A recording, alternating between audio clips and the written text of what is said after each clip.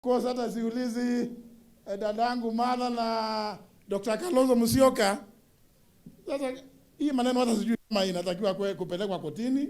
Si tunajua nani alisema atamaliza. Kwa hivyo nani alikuwa anafanya hiyo mambo?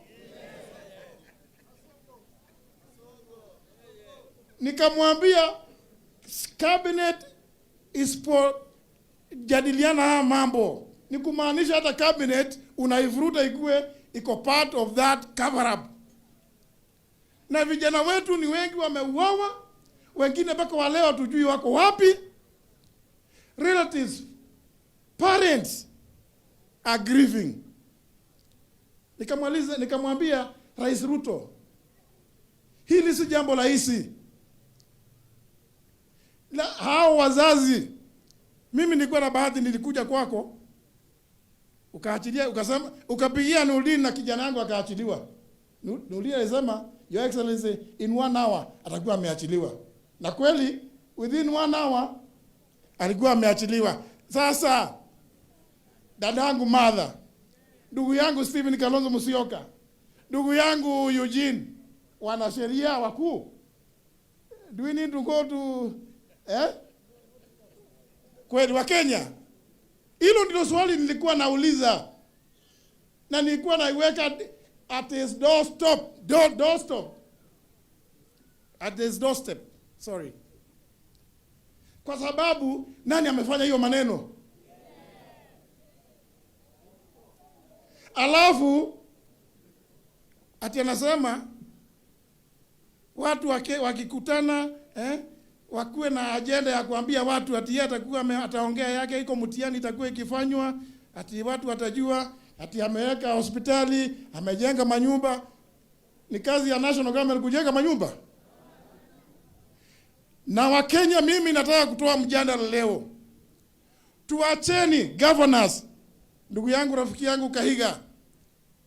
Hii mambo watu wanajifanya ati kila siku, hata nimeona rafiki yangu Kangata ati ameenda kotini ati mpewe pesa ya kupeana basari kwa watoto. Hebu niulize. MCA anasema anapeana basari. MP from the 290 single member constituencies anapeana basari. Woman rep anapeana basari.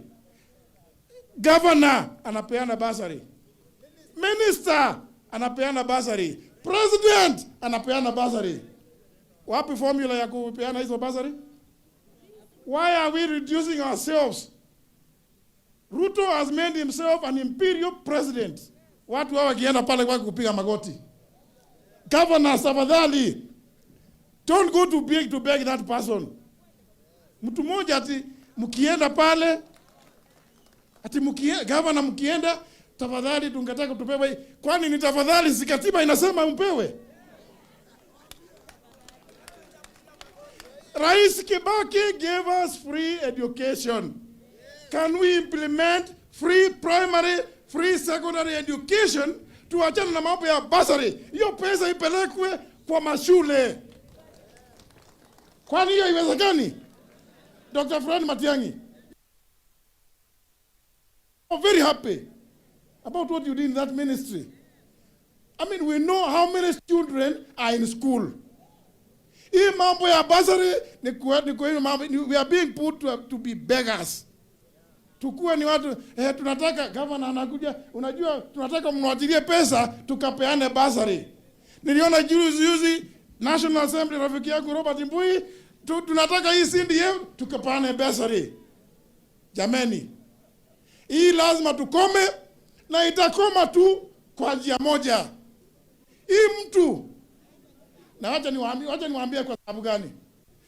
Ruto ako na bahati kubwa sana, kwa sababu he is the only person who rose to be a deputy president or second in command in this Kenya who ascended to the presidency. Sio ni number 1? But he is also the first president to impeach his deputy. Akawa namba 1 nyingine.